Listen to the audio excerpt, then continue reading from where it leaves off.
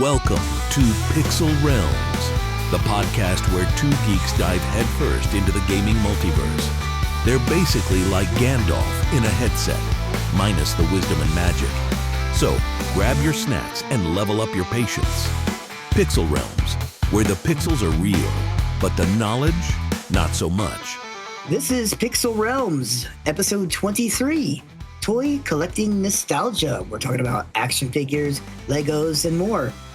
With your hosts, of course, as always, Mark and Joe. That's us. Joe. So, toys.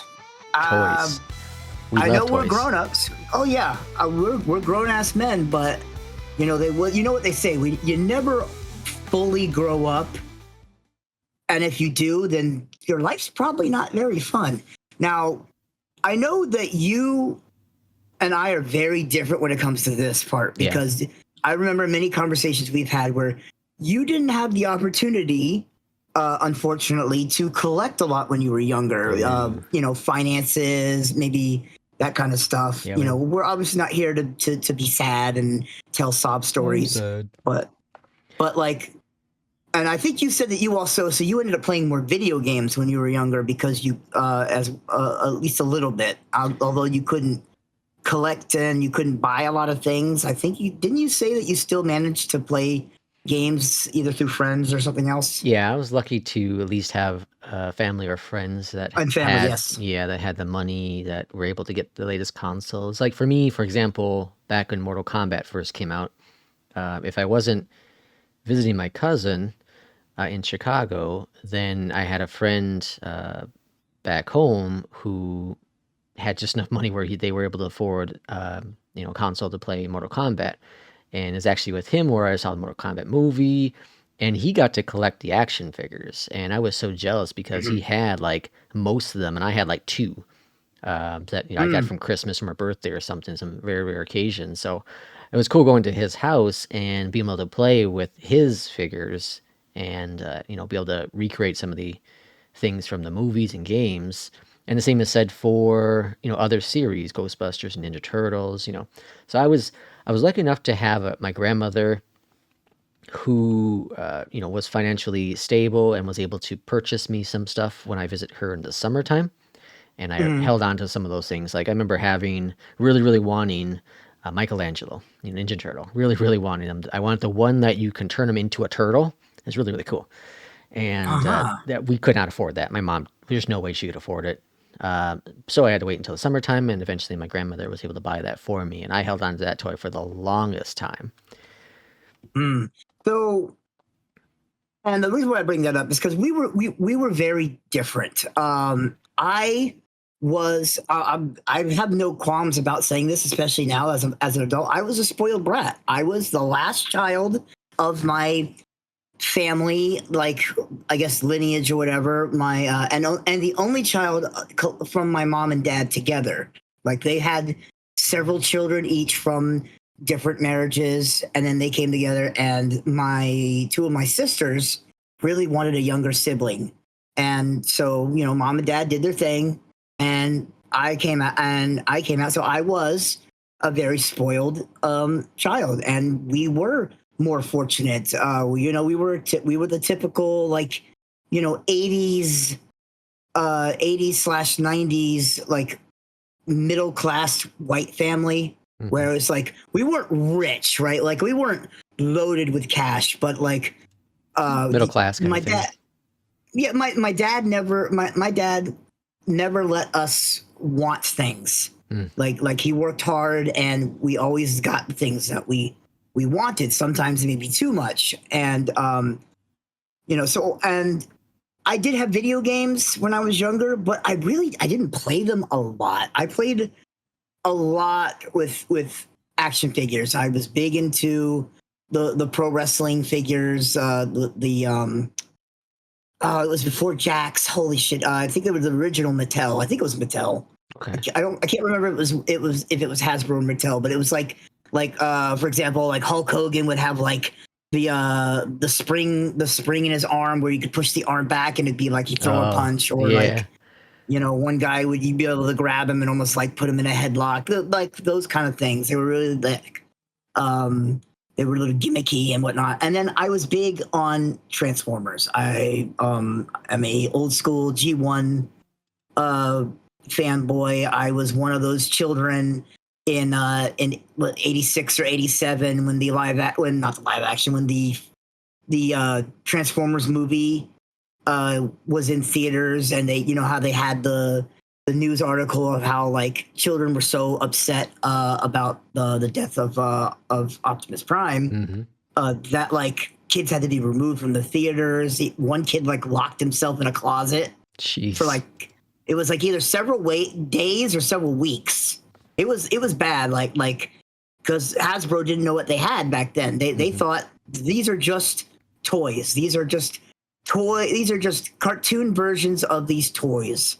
So who cares what happens to the old toys, because you've got new shiny new toys. And that wasn't the case. And that's a whole nother thing for another day, when we ever like eventually like talk about like specific topics, like if I do a whole show on just Transformers. But so I had the Transformers. I had I dabbled a little bit in some of the other action figures. I had a lot of the Ninja Turtles. I remember specifically, I was I can't remember if I was 8 or 9 at the time, but I had to have a surgery, and which was already kind of scary for a kid that age.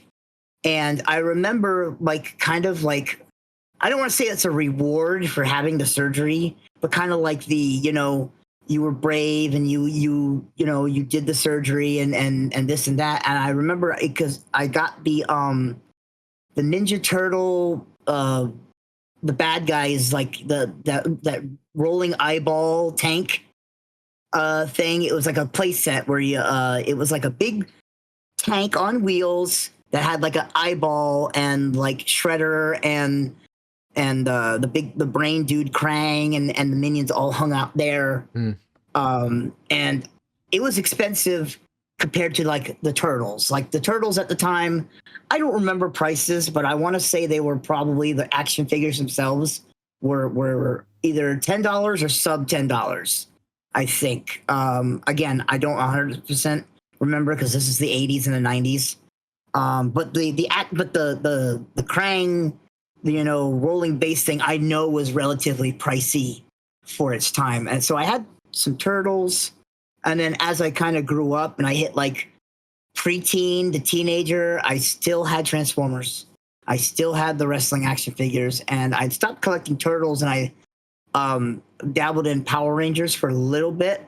But that only lasted like a year or two. And then as I kind of grew up into like full on teenager and even into like a little bit of young adult, I was still collecting wrestling figures and Transformers. And it wasn't until after I got married that I kind of got rid of them all. And looking back on it now, this was like either pre-eBay or right around the time eBay started. Oh, sure. And I didn't know what I had. And I donated all of that shit to like a Salvation Army. And some of those figures that I had back in the day were probably worth, even used, was probably because I took really good care. I was one of those kids that took really good care of their toys. Like I couldn't like lose an accessory without being pissed or freaking out. I couldn't like break something without like getting upset and wanting and needing to replace it. Because I took care of my shit because it wasn't even about me just knowing that like money wasn't like easy to get. It was just that I don't want to replace this thing because I play with it, so I don't want to replace it. Yeah. So I had some pretty good stuff, and I got rid of it.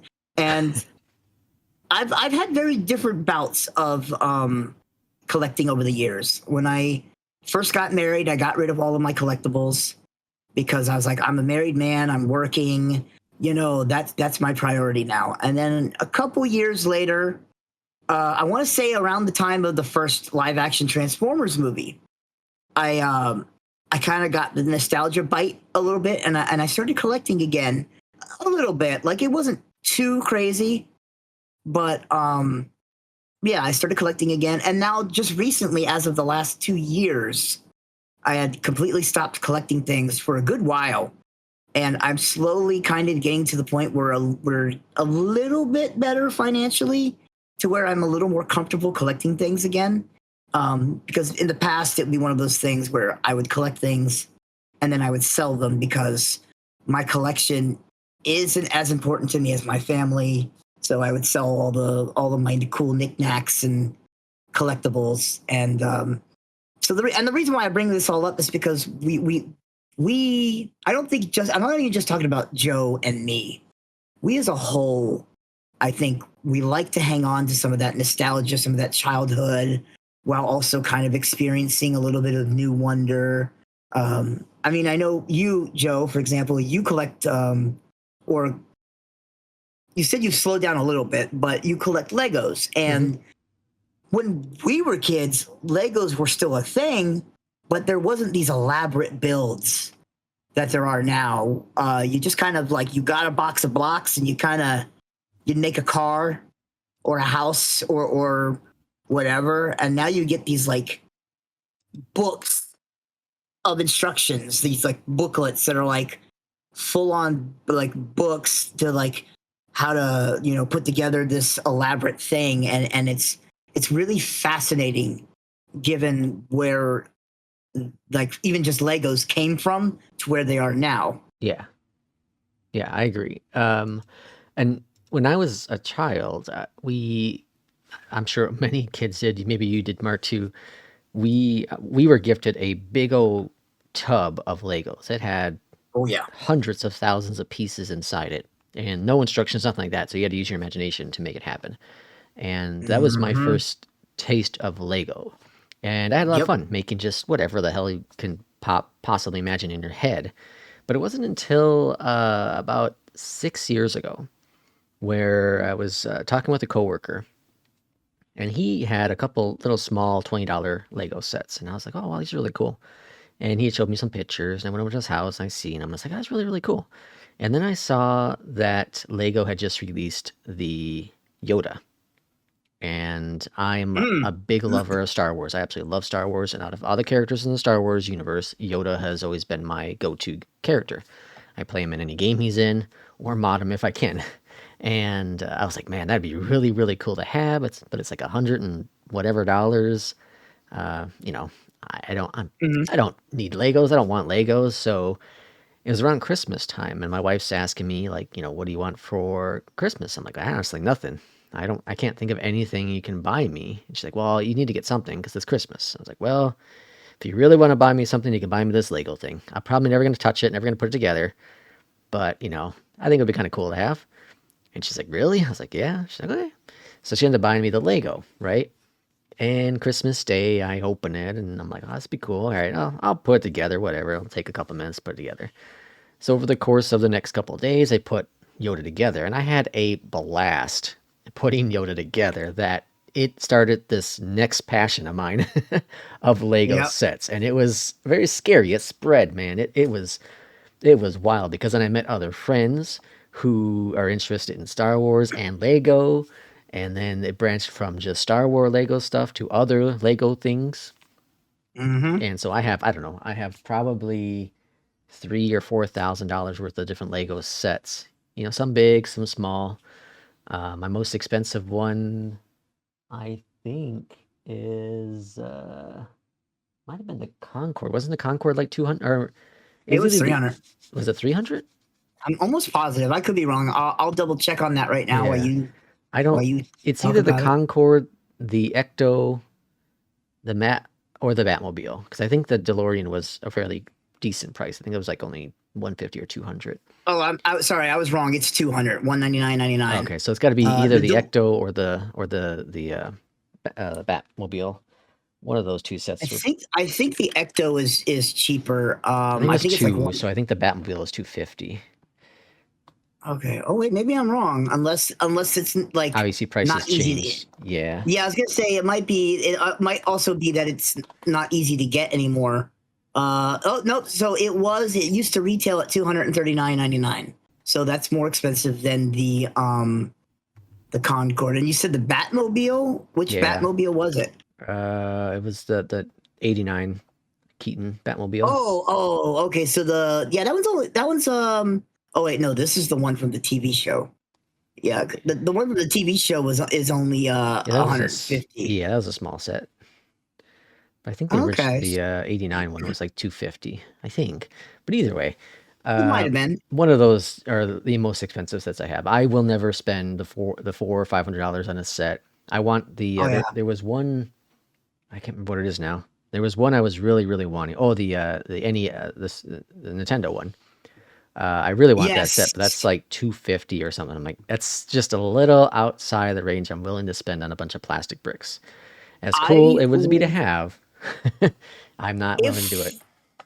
If I could get a hold of it, because that's the thing, is like you can't even get a hold of that one easily anymore. Yeah, I had many times to buy it, many times. If I could get a hold of it, yeah. If I could, and I was the same. I couldn't afford it back then, but like now, if I could get a hold of it without paying more than retail price, I would probably. That's one of the few that I would pay that much, because I started back in on Legos. Actually, I started in on Legos really for the first time, because like I always played with Legos, but I never really collected them. I never really went that far with it. But when they announced that Lego Optimus Prime at I think it was $179.99, if I'm not mistaken, if I'm remembering correctly, that was a no-brainer. That was the easiest $180 I've ever spent, because as soon as I saw it, I said, "Nope, I'm buying that." Like there wasn't even a question.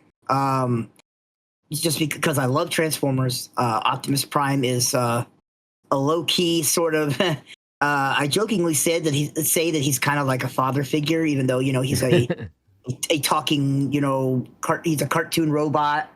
But it's more about the principles behind Optimus. But that's another whole thing. So yeah, I bought it easy, and I think I told you it took me like 6 hours to put this thing together. Maybe it was either 6 or 10. And it was exhausting, but in a good way. Like it was exhausting and fun. Like I had legitimately a good time putting together. I remember taking pictures of every time I completed a bag, because it came with like 10 bags. So like, and you'd start with bag 1, and I would follow the instructions. And after I finished bag 1, it was like, okay, this part's done. And I would take a picture of it. And then, I'd finish part 2, and then, combine it with part 1 and be like, take a picture of it. And then et cetera, until obviously I had the full build. And that was a good time. And I later, this last year, I bought the Bumblebee one that came out, which it came out for I think $79.99 or $89.99, and it was fun. I didn't like it as much as the Optimus, but it was still pretty good. And they're supposedly coming out with a Lego Soundwave. I'm buying that motherfucker too. Like, and I've dabbled in a few other sets, and whatnot. I have the Concorde that you just mentioned. I have that's sitting behind me, because that's something that's kind of like a stream project. Man, I had surgery last January, and that was kind of my gift to myself for recovering from the surgery, and then something to do while I couldn't really move very much. And man, that is such a cool and fun set to put together, but it is huge. It is just so freaking long. And so we have it above, in our kitchen, we have cabinets, and we have a high ceiling. So I have it sitting on there, and that's about the only place I could imagine something like that could go. It is a fun set though. I have a pretty tall dresser. Not really. It's not even. I don't call it a dresser. It's not really a dresser. It's more like a bookshelf cabinet kind of thing, and it's pretty damn tall. And so when I do get that put together, it's probably going to go up there. But I haven't put that one together because I'm saving that as a project for when I start streaming again. I want to build it on stream, even if nobody watches said stream. I want to, archive the VOD and send the VOD to the YouTube channel so that I have record of it. Even more just for myself, not even just the because I wish I had done that with the Optimus Prime. To be honest, just so that I could like relive building the Optimus Prime a little bit and the joy that it brought me. And now today I'm doing that a little bit with Transformers and some other things because like I'm using the stuff as content for like YouTube and whatnot. It would be cool if I made money off of it because then I could use the stuff as write-offs, but I technically can't because you have to make money to be able to write anything off. Yeah. But I also do it because it's fun. Like because Transformers is always going to be in my blood. I pretty much realized that when I've come back to it several times, even after I've like quit. And I'm looking at my shelf now, and this current collection, because I've had a few hiccups since I started back on it again, and I've sold a few things off, but I've never like completely stopped. And I'm looking at my shelf now, and I've probably got, I don't know, less than 1,000 for sure, but probably definitely around like the $400 or $500, maybe $600 mark. I don't even have that much because that's another thing about this that is worth bringing up is price changes. So yeah, for sure. When I was a kid, or even I actually got a good example. I was just looking at Reddit, and there was a figure of a Transformer that has just come out. Right, it came out in the brand new wave of toys in what's called a Voyager class. So it's like with Transformers, anyways. You had your excuse me. You have your core class, or your regular class, your basic class, which is like the cheapest ones and the smallest. Then you have your deluxe class, which is like your second tier, and then you have Voyager. Then you have Leader, and then it goes Commander, and then I believe Titan or something like that. And Voyager classes currently retail for about $34.99, and they're big, but they're not big. Mm-hmm. And so I saw a picture of a guy who posted he just picked up this Voyager, I guess today or the last couple of days, because he posted the picture, and he still has the original figure of this character from 23 years ago, which isn't even the how long Transformers has been out. This is just a like the 90s to early 2000s Transformers series. And the Voyager toy back then was double the size of the current Voyager, and it was cheaper. I'm pretty sure, if I'm remembering correct, 20 years ago, the Voyager class figure retailed somewhere between $24.99 and $29.99, and now you are paying $34.99 to $39.99, and the figure is smaller. So that's another thing that's kind of fascinating. Is that they're becoming more intricate, but they're smaller and more expensive, to where the older ones were bigger but cheaper, but maybe had a little less intricacies. Yeah, it's interesting to think that, because like I don't know, there are some things that I feel like as new generations of kids have come into the world, the demand for attention has increased, where you no longer have something so simple that will just make your life happy. Now you have to have all kinds of, think about like when we were growing up. I remember when I first got my first action figures, they were just plastic molds. And then like you're talking about, they had the Kung Fu chop thing. And then they had like fabric capes instead of plastic capes. And then they had removable helmets. And then, they had all this other. So they kept on adding generations worth of stuff. And now we're looking at toys that can talk, that can walk, that can bend in every single direction. I remember you had to have toys like this where the arm would just move, right? It was just the arm going up and down. And then eventually they had it so that the elbow would move. And then now they have the wrist move, and now they have the fingers move. You know what I mean? So everything has gotten more detailed, but at the cost of the consumer, of course, Yeah, and I because sent you that. I sent you that picture, by the way. Of look at the size difference. The bigger one is the older one from 23 years ago, and look at how similar they are, but also vastly different. Yeah, huge different for sure. Yeah. So now that we're on this conversation, let's go into. We talked about our interests. We talked about our passion and some of the reasons behind it. Let's talk about a little bit more into that financial thing, because I think that is where some of these hobbies can get out of control. Do you have the actual means to afford this versus is this something you desire? Because you can easily throw this on a charge card and that $200 Lego set now becomes, with interest, 300 and whatever dollars.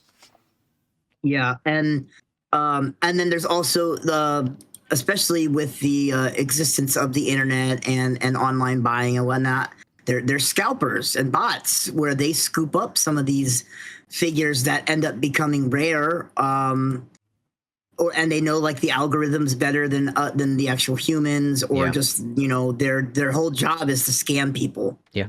And whatnot. One thing that I feel more so with Legos is there are just so many new sets that come out. Oh yeah. And most people don't just have one interest. And Lego knows that. And so they spread that across multiple different IPs. So we talked about Transformers and Star Wars. They have, all kinds of cars and space stuff and airplanes and, trains and construction stuff and dinosaurs and all kinds of different animals and houses and Lord of the Rings. And, so they have dabbled into every IP they can possibly imagine. And they will drain it dry, dry. And then they will come out with sets that they already have, but a new version of that set. And so, like I said, talked about a couple of years back, getting the Yoda set. I wouldn't be surprised we see a new Yoda set down the road at some point. Like they had the R2. R2 is a great example. They had an R2 that came out not that long ago, and then they had another R2 that came out that was a little bit cheaper, a little bit smaller. So yeah, I like the tactic there, where people who couldn't afford the full-fledged R2 like I have are able to buy a smaller R2. But should those people even be going after those? The Falcon, great example. You get there's like $1,000 one. I've seen one that's around I think it's like either 850 to 1,000. Then I've seen one that's around I want to say 300 and something. And then there's one for like $100, and I think there's even one that's like 50. Yeah, yep. There's a small dude for 50. I have like the 151 or something around there, which is fine for me. I just wanted the Falcon. So the financial strain is a huge thing. I know, like Mark, you're talking about how you are, you're working on your YouTube channel and you're doing unboxing videos, and ideally, the perfect world, you can make money off the YouTube videos, and then the money you put into that channel, it is it'd be great going towards the new sets you're buying or the new figures you're buying, and then obviously a little profit from doing it as well. That's the perfect world. That's what everyone would love to do. Oh yeah, in a perfect world, that's what you would have happen, is that at the very least, even if I'm not making a metric crap ton of money and I'm getting rich off of it, that maybe I could at least make the money off of it to channel back into the hobby that is making said money. Like that would be enough for me, but unfortunately that's not the case. Now I'm collecting because I want to collect, and I just happen to be like, well, since I'm collecting and I watch unboxing videos anyways, like maybe I should try my hand at it. Now I'm terrible at it. My videos don't do well, but I'm also a small channel. I don't have any professional setup. I'm just kind of winging it, and and I'm fine with that. Like it is what it is. Now, do I try to get better a little bit? Sure, but I'm at the end of the day, that's not what I'm collecting for. So it's an interesting situation where there's the level of collecting because you want to collect it, and then there's a collecting it because you can make money off of it. Yeah. But that I've seen, but then there's also, like you said, the financial part where you spend the money on this collectible, and if it becomes a collectible, like if it becomes something of value, it ends up being worth it. But there's, also plenty of chances that like you get into the wrong hobby or you collect the wrong collectible, where, there's a good example with the Transformers is, so I'm looking at my shelf again, and I've got some of the figures on my shelf, I would say, are what you would call shelf warmers. Mm-hmm. In the sense that, like, I wanted the character because for whatever reason, it was a good representation of the character. But if you go to Walmart, Target, any store that sells toys, there's a good chance you'll run into that figure.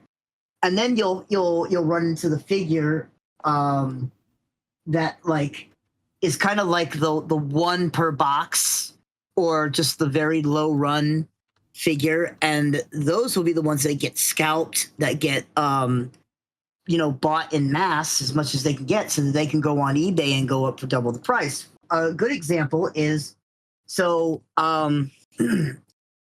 with, not to go too deep because about the same subject, but so Transformers has like lines of like G1, G2, etc. So back in the 80s, they released G1 versions of the toys, and they were as accurate as possible for the times of their cartoon counterpart.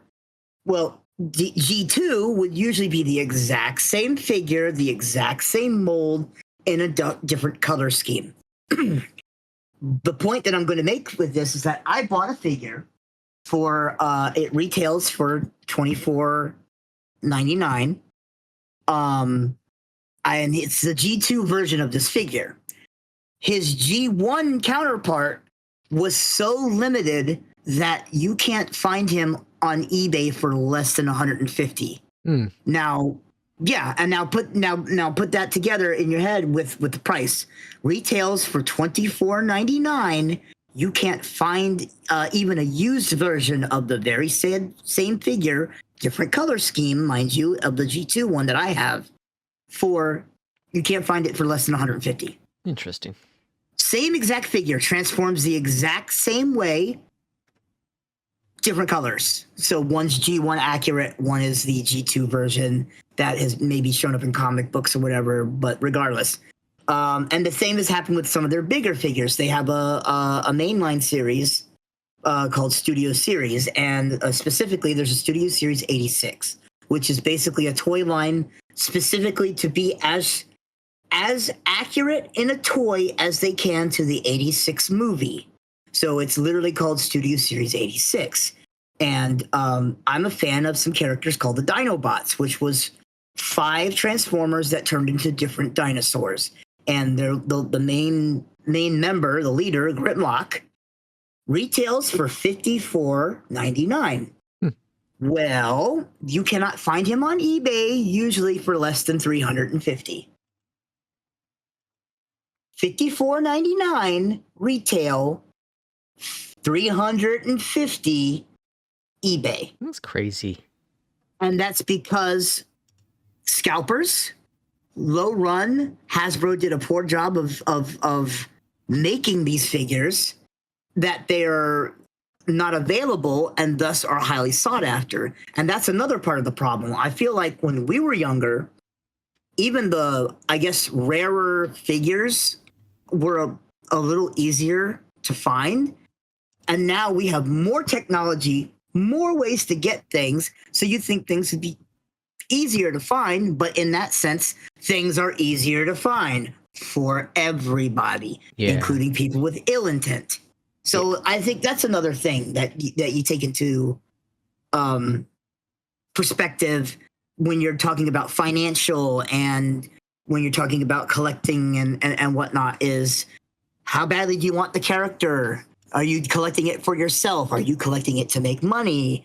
How much are you willing to pay versus this and that? And it's really kind of transcended just being a toy or being a collectible that it almost feels like, in a weird way, it almost feels like a relationship where it's like you're having a relationship with whether or not to spend this money to invest in this product, to invest in this toy line, this collectible. I've since I started collecting again in January of 2024, I have had no less than probably 10 or 15 second guesses in my head where I'm like, I need to stop collecting these. You know, I should sell the stuff that I have. This is going to be too expensive.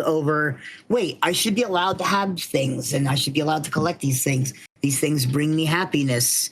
But then it goes back to, but do they really bring me happiness when I'm also stressing out about being able to buy them and this and that? So there's a lot of different aspects than when, you know, you were a kid and you go, mommy, daddy, I want, and mommy, daddy go, if they, you know, at least in my situation, because we weren't, you know, while not being rich, we weren't, you know, poor, we weren't wanting for things. So, you know, mommy and daddy would, you know, buy said toy. So it'd be like, mommy, hey, daddy, I want, I get.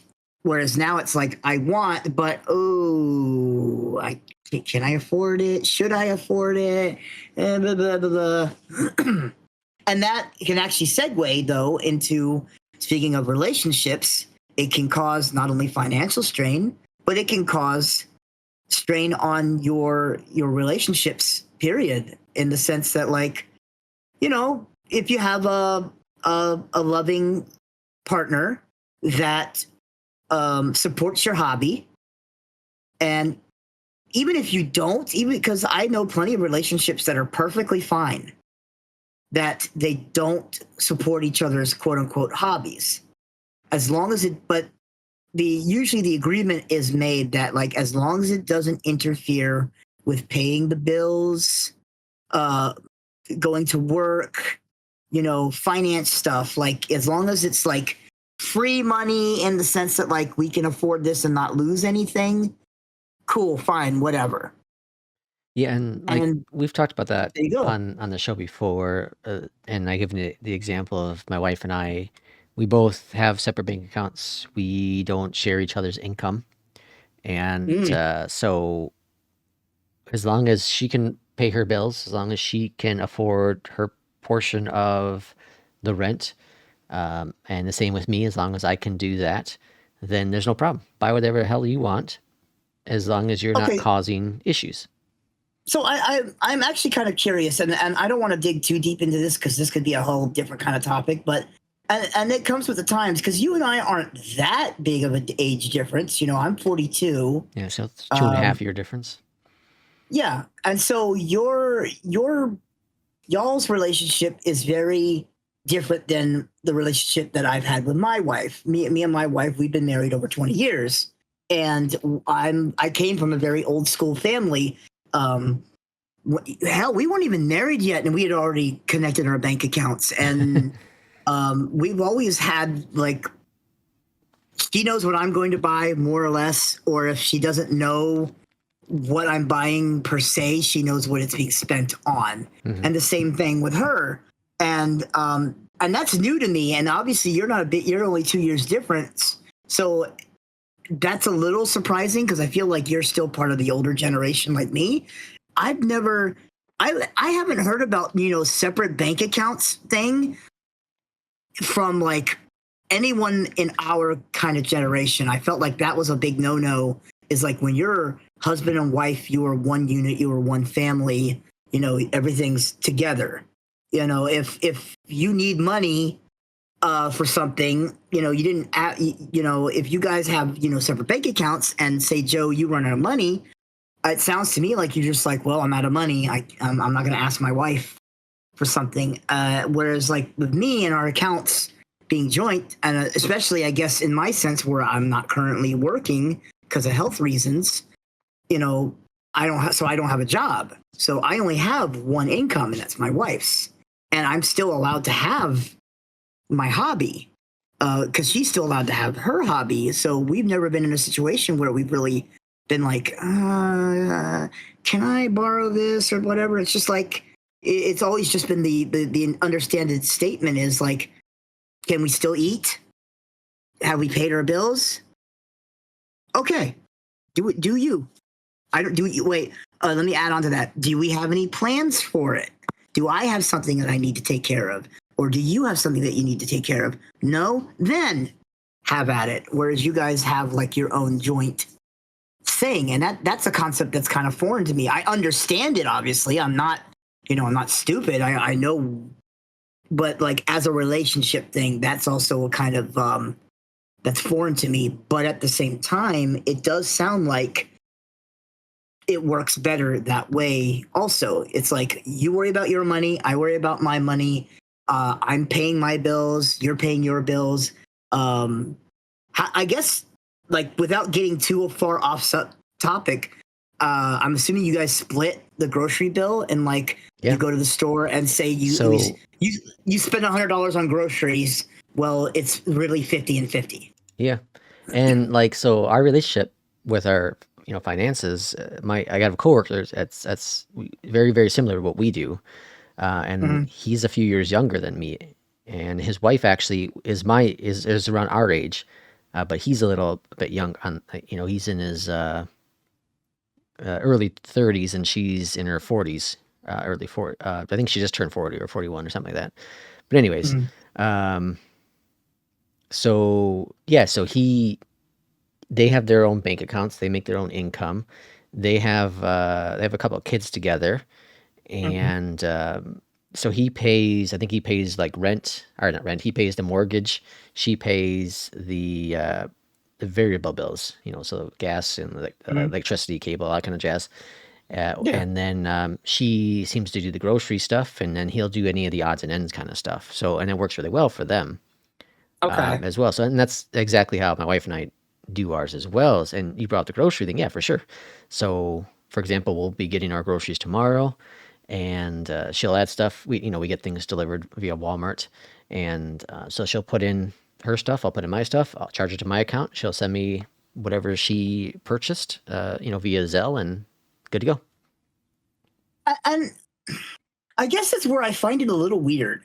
And I'm not, and I don't mean weird in a bad way. Like I'm not like, oh, I can't believe you guys do that. Like, kind of weird. It's just kind of crazy to me in the sense that like she would send you money for her bill because you're both in an equal relationship. Couldn't it just be as easy as like she does the grocery shopping next week and she just fronts the bill? We used to do that, but the bills are so inconsistent. I think the biggest thing is when we first started dating. Yeah.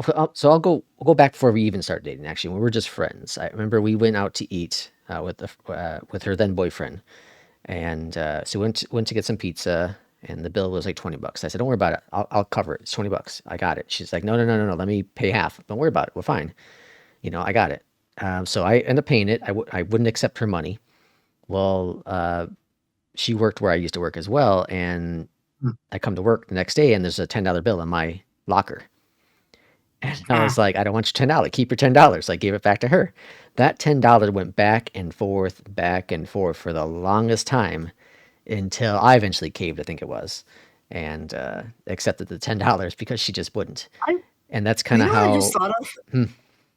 And I don't mean to interrupt, and I definitely don't want to get into a politics discussion, and we never really will. But I wonder also if politics has anything to do with it in the way that we were raised, and that like my family was raised primarily. I don't want to just say Republican. I want to say we were more on the quote unquote conservative side. And I don't know if you were raised that way or if later in life you just you came to the conclusion that you're maybe more or less, democratic. Like, I wonder if it's something not at all. That. Not at all. No, okay. Growing up, my mom didn't talk about politics at all. I don't think she knew who the president was. There was very little, any conversation about politics or news or anything like that in my life growing up. I didn't really follow politics until I turned 18. I think I know where it came from. I don't, and I hate to sound like this because I don't like misogyny. I don't like chauvinistic pig type stuff, but my parents were older parents. They were much older. Like when they had me, they were already in their 40s and 50s. Yeah, my mom was in her 20s. My dad was an old military man. He was born in 39. I believe he was either 39 or 49. I can't remember. I'm terrible with math. Math is not my thing. But he was, I don't want to call it the barefoot and pregnant generation, but you know what I mean, right? Like where the woman didn't work as much or worked at all. They were kind of the housewife. So see, but I don't know about that because my wife, her parents, they were in their 30s when they had her, and they both worked and had successful jobs. But they shared a bank account and all that. They eventually divorced. Yeah. I don't think it's that either.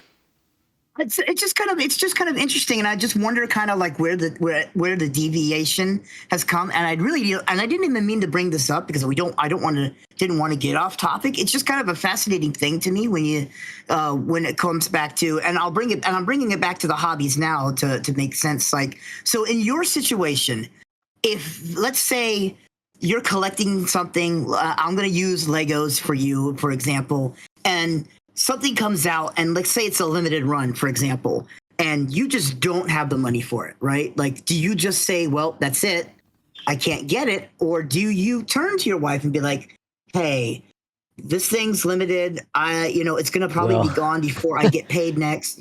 That's where the problem would come in, is I make more money than she does. So there's never been a time in our relationship where I had to be like, yo, I need money. It's actually been the opposite, where she needed new tires or something like that, and I gave her, a loan, quote unquote loan, for that money. But is it actually a loan? Did you really expect it back? I didn't expect it back, but she would pay it back. Okay. There's never been a time where she, like, we take turns buying food. We go out to eat or something. We'll take turns doing that. We have our date night every week. We take turns, or either split the bill.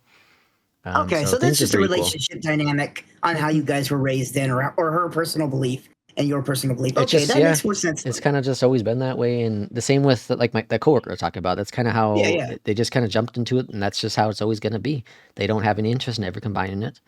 Because that's where I was thinking about when I meant like relationship strain. Is like, because I didn't even think about that when I thought about the topic, right? I didn't even consider the joint, the separate bank account thing, because it's so foreign to me.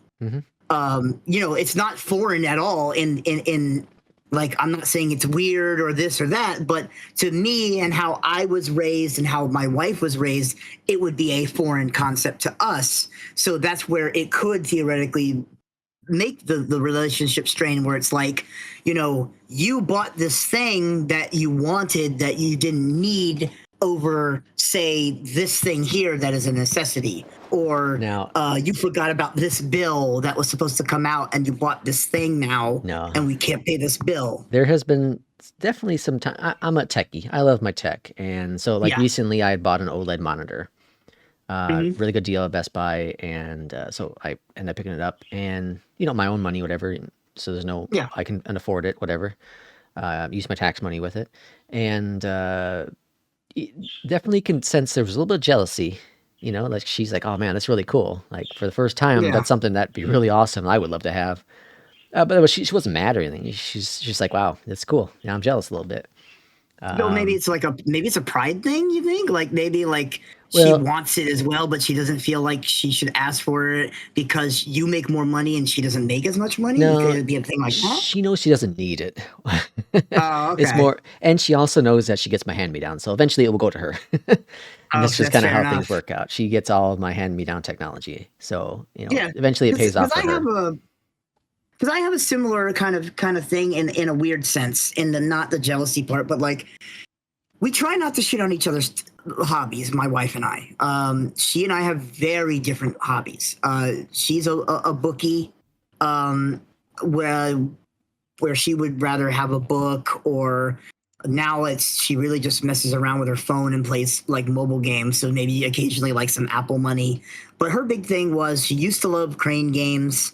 And granted, crane games aren't as prominent around anymore, because you used to just go into a Walmart, a Target, a grocery store, and there would be a crane to be able to play. Now it's kind of like you don't find cranes as often. So, but for a while there, every time we would go somewhere, if she saw a crane and she had change, she would play the crane game, and she was damn good at the crane game to the point where I felt like she won a little too much.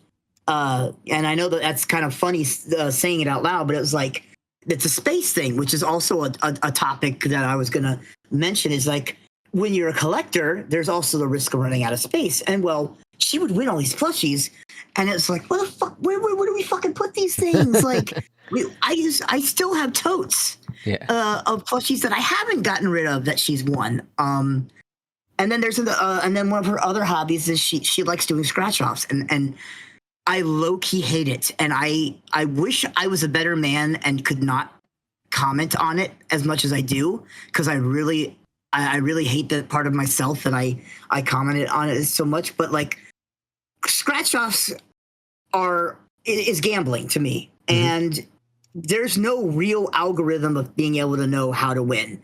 She just happens to be luckier than normal people to where, you know, she'll occasionally get a semi-big win. Now, she never wins like big, right? Like, she never wins $1,000, $5,000, $10,000, but she wins enough to keep playing. Yeah. So one of her things is when she gets paid on Friday, and I'm driving her to work, is we always stop at the gas station. Usually it's to get like a morning snack or drink, or I have to have like an energy drink or something. And she always spends at least $20 on lotto, scratch offs. Sometimes she wins big, and one time she won $500. Nice. You know, sometimes she wins $100, $200 here, $50. And then there's a time like right now, currently, she's probably gone on, I want to say, one of her longest stints of not winning. And when I mean not winning, I mean not winning more than, say, she bought a $10 ticket and she won $10, or maybe she bought a $10 ticket and she won $20. You know, and then because she would immediately put that right back into the lotto. But like, I'm talking about big wins in the sense of like 50, 100, 200 plus, and she's gone. I want to say it's been almost 6 months. I might not be 100% accurate. I'm sure when she hears this podcast, she'll be like, actually, I won back in February or January.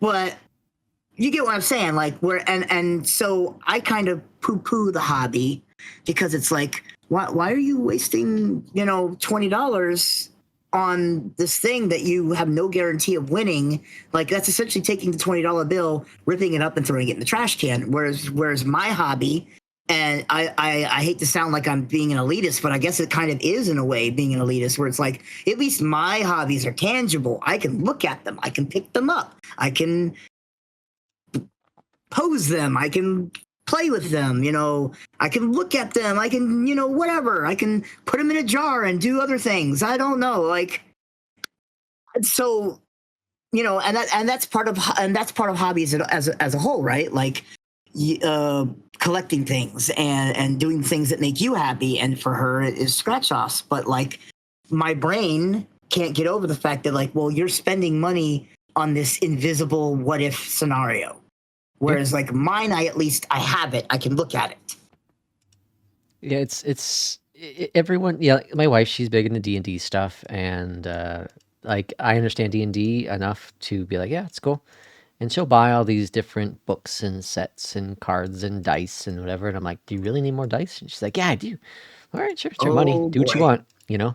But she doesn't go crazy. She has a limit, just like I do. You know, we talked about Lego limits, and you know, same thing with any other thing I buy. You know, she has her limits on the dice she's willing to spend money on, and whatnot. So I think that's important. I think it's bringing the whole, you know, story together here. Collecting is great, because if you love a certain you know, franchise, hobby, whatever it be, it's great to have that. It can add stress, like Mark said. It can add stress by, can I afford it? Do I have the space for it? Where can I buy it? You know, when it's a pre-order, all this kind of stuff. Does your partner approve of it? Yeah, lots of stress. Those kind of things. Yeah, can be involved with it. So you have to balance out. Is the amount of stress you're having beneficial to actually owning that hobby and having that hobby. Right. So then, like I talked about, I took a major step back from Legos. Major. I haven't bought a new Lego set in over a year now. The last one was Prime last March, February, whatever it was, and I have one really set on the list, and not really gonna end up buying it probably. And my wife might get it for Christmas, sometime for me. So I took a major step, and the reason because of that is, one, the financial strain. I don't have that exposable income, exponable, and I also don't have the space. And so we might move in November to a bigger place, and maybe that will open up the doors for more space, but probably not for the financial book, because bigger space means more money. Bigger. Yep, exactly. So it's like, even though you'll have the more space for more stuff, you can't afford the more stuff because you're spending more on that point. And that's that's part of it too. My wife's hobby, maybe it's not as bad as I make it out to be, because while it's not tangible, there is no space to worry about, right? Mm-hmm. Like she scratches off her scratchers. She says that it relaxes her, though I don't really know how, but I'm not her, so I can't figure that part out. But it's like, and then at the end of the day, even if she loses, it's like, okay, I got my little fun out of it, and okay, it lost, so I throw it out. And maybe the caveat is, if she does win, she has money now that she can either put back into the finances of saying, look, I got my hobby and I did it for free, essentially, because I won the money back, or I got my hobby and I could put more into my hobby. Because that's one of the things that I told her when I started to, because for a while there, this was before I started collecting anything again, and she was just buying scratch offs. There would be a point where sometimes she would go a little overboard, and she would spend a little more than she should on Lotto. And so when I started doing the finances for the family, I had to set a limit, and I was like, so I told her, like, at the very least, I'm going to always try and figure out a way to make sure that you can at least spend $20 on your Lotto. Yeah.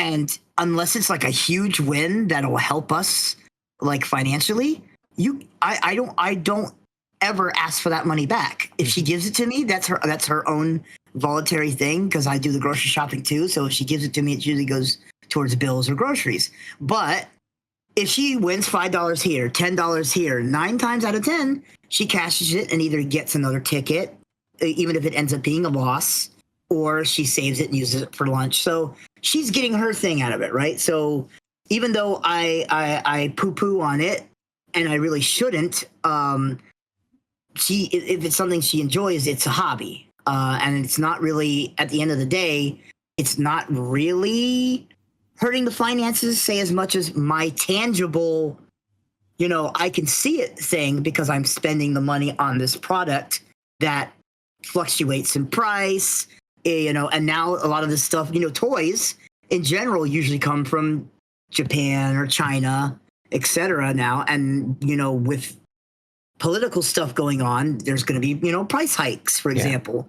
So there's all kinds of different factors into, like, what you collect and what makes it a hobby and what makes it enjoyable, what makes it stressful. So there's all kinds of nuances, right? And I guess it really depends on the person or the people that can determine whether or not it's something that's a smart investment, not a smart investment. Just because you get enjoyment out of it